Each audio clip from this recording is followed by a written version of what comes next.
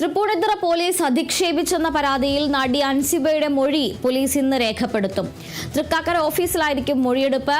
നടി ലക്ഷ്മിപ്രിയ നൽകിയ പരാതിയിൽ തൃപ്പൂണിത്തുറ ഹിൽ പാലസ് പോലീസ് സ്റ്റേഷനിൽ വിളിച്ചുവരുത്തി വനിതാ സെൽ SI ആയ രേഷ്മ മാനസികമായി പീഡിപ്പിച്ചുവെന്ന അൻസിബയുടെ പരാതിയിലാണ് നടപടി. കഴിഞ്ഞ ദിവസമാണ് SIക്കും നടി ലക്ഷ്മിപ്രിയയ്ക്കുമെതിരെ മുഖ്യമന്ത്രിക്ക് അൻസിബ പരാതി നൽകിയത്. ഈ പരാതി കഴിഞ്ഞ ദിവസം മുഖ്യമന്ത്രി DGPക്ക് കൈമാറിയിരുന്നു. SI രേഷ്മ പോലീസ് സ്റ്റേഷനിൽ നിയമവിരുദ്ധമായി തടവിൽ വെച്ചുവെന്നും തന്നെ അപമാനിച്ച് ഭീഷണിപ്പെടുത്തിയെന്നും അൻസിബ പരാതിയിൽ പറഞ്ഞിരുന്നു. തനിക്കെതിരായ വ്യാജ പരാതിക്ക് പിന്നിൽ ഗൂഢാലോചനയുണ്ടെന്നും അൻസിബ ആരോപിച്ചിരുന്നു.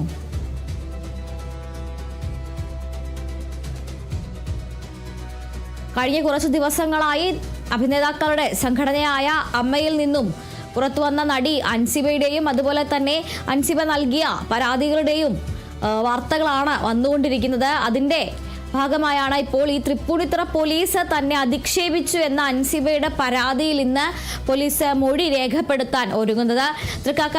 തൃക്കാക്കരയിലെ ഓഫീസിലായിരിക്കും മൊഴിയെടുക്കുക.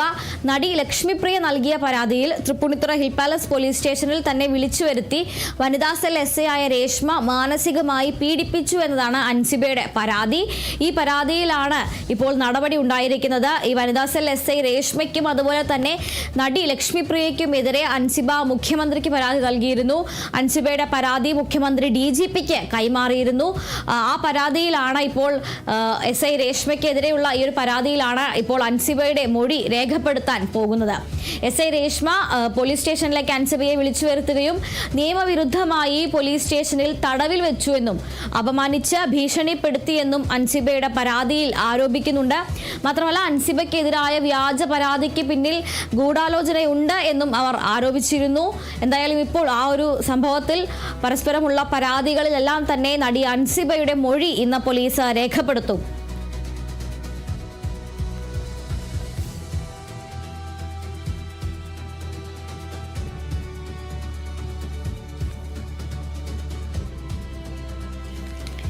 കൊച്ചി പള്ളുരുത്തിയിൽ യുവാവിനെ കുത്തിക്കൊന്നു. പള്ളുരുത്തി സ്വദേശിയായ ഷിജോയാണ് കൊല്ലപ്പെട്ടിരിക്കുന്നത്. പള്ളുരുത്തി വെളി ഗ്രൗണ്ടിന് സമീപം കർമ്മ ലൈനിലാണ് സംഭവം. ഷിജോയുടെ സുഹൃത്ത് ജെൻസനെ അറസ്റ്റ് ചെയ്തു. ഇരുവരും തമ്മിലുണ്ടായ വാക്ക് തർക്കമാണ് കൊലപാതകത്തിൽ കലാശിച്ചത്. സംഘർഷത്തിനിടെ കയ്യിലുണ്ടായിരുന്ന കത്തിയെടുത്ത് ജെൻസൺ ഷിജോയെ കുത്തുകയായിരുന്നു.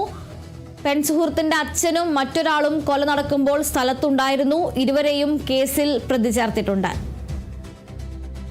കൊച്ചി പള്ളുരുത്തിയിലാണ് ഈ ഒരു കൊലപാതക വാർത്ത എത്തുന്നത്. കൊച്ചി പള്ളുരുത്തിയിൽ യുവാവിനെ കുത്തിക്കൊന്നു. പള്ളുരുത്തി സ്വദേശിയായ ഷിജോയാണ് കൊല്ലപ്പെട്ടിരിക്കുന്നത്.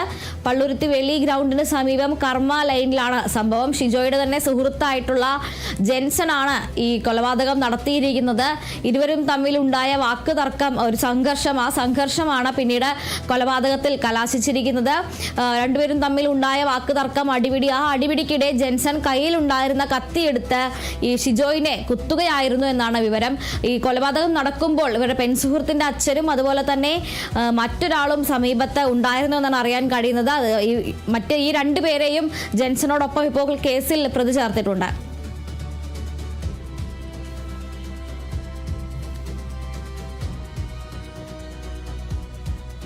എറണാകുളം മൂവാറ്റുപുഴ വാഴക്കുളത്ത് ലോറി സ്കൂട്ടറിലിടിച്ച് സ്കൂട്ടർ യാത്രക്കാരിക്ക് ദാരുണാന്ത്യം.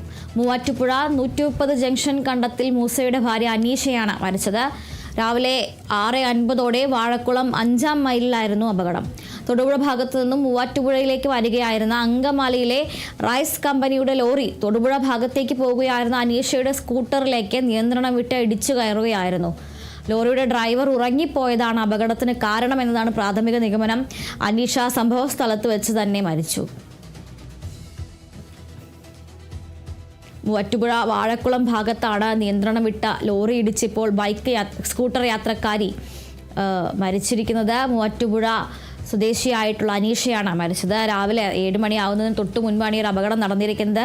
അങ്കമാലിയിൽ നിന്ന് വരികയായിരുന്ന ഒരു റൈസ് കമ്പനിയുടെ ലോറി ആ ലോറിയാണ് നിയന്ത്രണം വിട്ട് ഈ സ്കൂട്ടിയിലേക്ക് ഇടിച്ചു കയറുന്നത്.